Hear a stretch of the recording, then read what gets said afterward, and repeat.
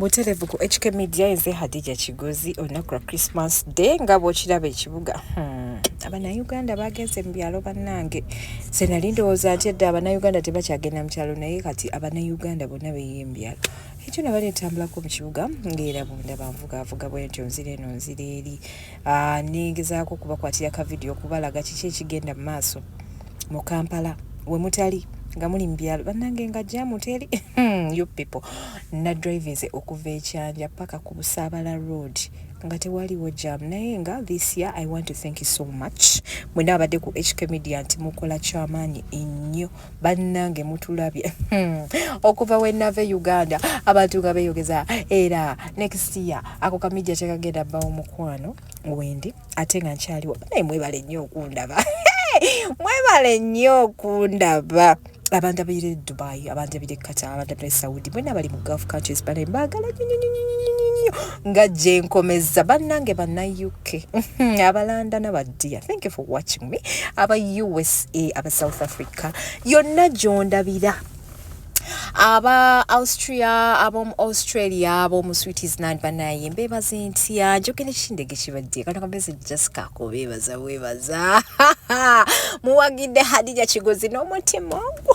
gumu mwaida Hadija Kigozi n'omutima gumu awo wentuse awo ku golf course bobanga oli kukyeyonga wasemba dda nnyo okujja mu Uganda awo mbantuse ku golf course ebyo ebitaala ebikwawulo okuze no ku golf course line kuba lidde no ku mukono gwa ddyo likutwala mulago mukwano oba ogenda mulago bw'oyambukako wali eriwe wali ka golden tulip ate n'oyita mbuoti n'ogweri waggulu ku Parliamentary Avenue. So bannange olwaleero ma recording David eno nga mbebaza bwebaza sina kyakubawa badya naye nga views mbulabaako bensista of course bad energy baamu mu bantu ba bulijjo omuntu n'ayogera kino omulala n'ayogera kiri n'akusalako omugambo ogutokomokola you know naye nga regardless we move fe tusigala tweyongerayo twajja baweereza era tetulina gye tulaga so bannange njagala okubebaza bena abalabi ba HK Media. Thank you so much. Mwebale kulaba HK Media oba to subscribing anga mukwano osubwa mwoba to subscribing anga osubwa era nkugamba nti duka misinde ku channel no kunyine kwetudde kwejogerera mukwano o subscribing oyite ne muno naye ajja tweyungeko bulambalamba. Okay, wano wetutuuse gwe ayagenda ku kyeyongo oludde okubeerako mu Kampala eno bagita Garden City. Ekyo ekizimbe kyolaba kyempitako essaawa eno ye Garden City. Otwalinga ku university awo twachakaliranga nga mugenda ne mukola maalo ne muyimirako keeyo ne mubeereyo ne mwekubira ebifaananyi n'ebyo ebiseera nga ne smartphones zinabakujjanga ne WhatsApp sigimanyi wapulandi wadda. But anyway obulamu busigala butambula tukyaliwo nkututeekawo ku Garden City bwe netolola bwentyawo ku roundabout nga bwondaba eyo ye Oasis Mall awabeeranga Nakumaati abamu mwayitangawo ku Nakumaati no bambi eyo bagita Oasis Mall just kwatulanga Nakumaati kati right now kuliko Carrefour wenkuzaako emabega gye naviiridde ddala wano tuliwa bannange noza sibuze nkyagenderera maaso wano ku bitaala ku Ginger Road ku bitaala bye Ginger Road we wano wetutuuse wano buli omu atyawo era wootegerera nti omanyi okuvuga emmotoka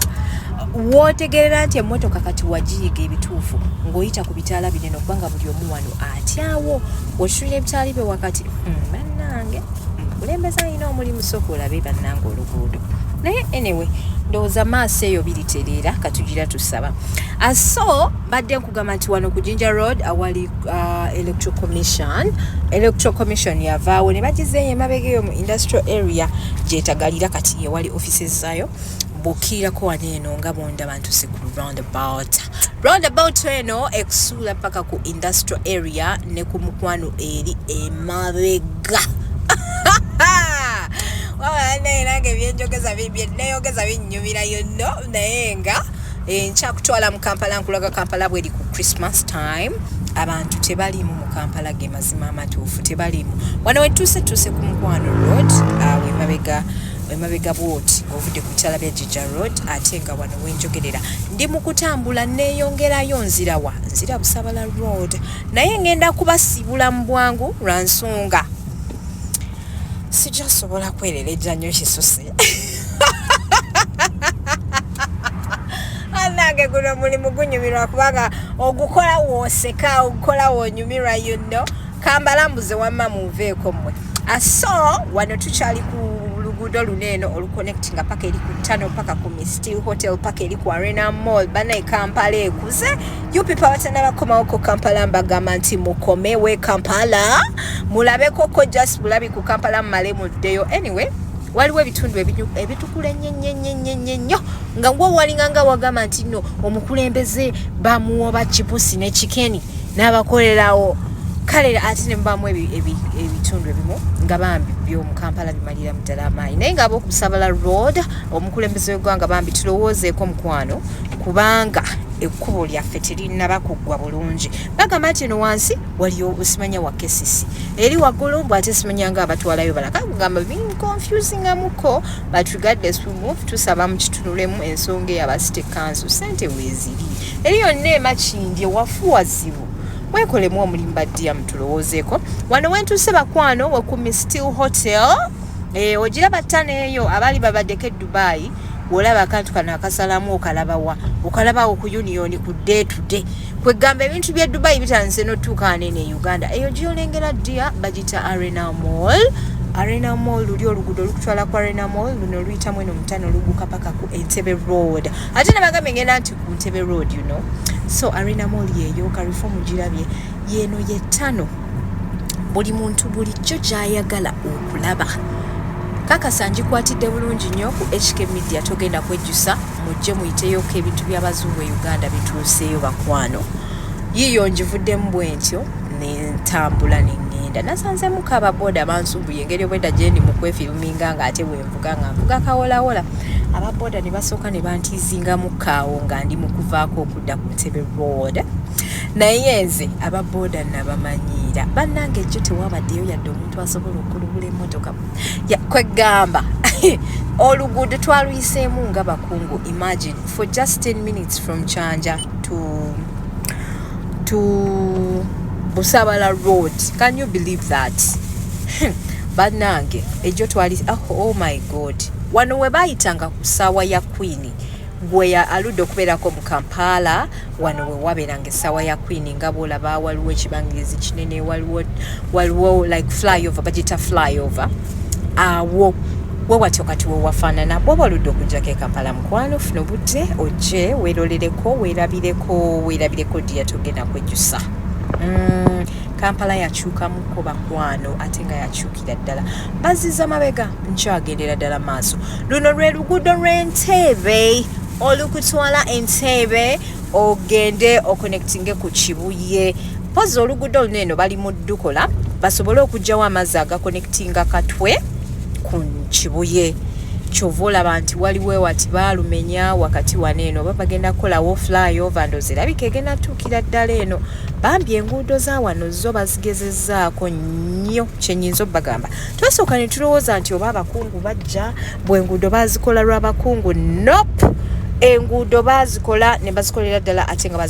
bazikozesa mutima gumu ez'essayidi eno newankubadde waliwo ebitundu ebimu kati nga ku Busabala Road gye banzaala bakwano tebannaba kumalirizayo ebitundu by'Emakindye awo Salama abantu bakaaba okufa obufi naye ng'omukulembeze agezezzaako nnyo nnyini ddala however tetujja kulekerawo kumukowoola na kumusaba ayongera amalirize ataddemu ku maanyi so wano we tuli bakwano ogenda connectinga paka Kibuye otambula mpola mpola awo osooka olinnyako mpola mpola kubanga munaye nga wolaba oluguudo babadde bali mu luzimba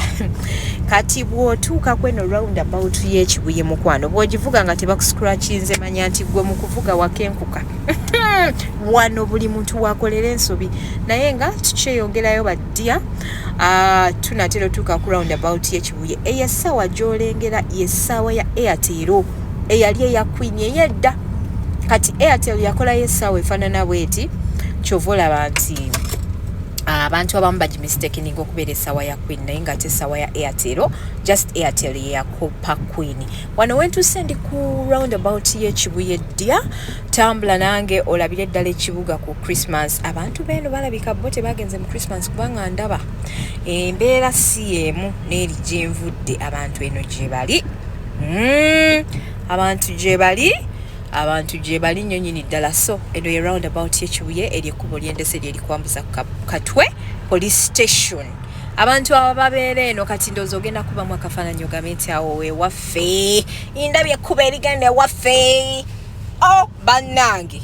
Uganda kinyuma naye ng'olina omulimu. Bw'oba okomawo ng'oyagala setulingano mukwano, sooka omale okusettinga omulimu gw'ogenda okukola osooka ojje osetulinge. Kale banengera basi olunaku olwaleero mwebale kutambula nange sode batusa ku Busabala road eno wafuuse bize nnyo nnyini ddala. I need to be more focused. Naye nga njagala okubagaliza omwaka omupya badya nti mwebale nnyo okufolinga HK Media. Mwebale ddala subscribinga mukwano. Bye.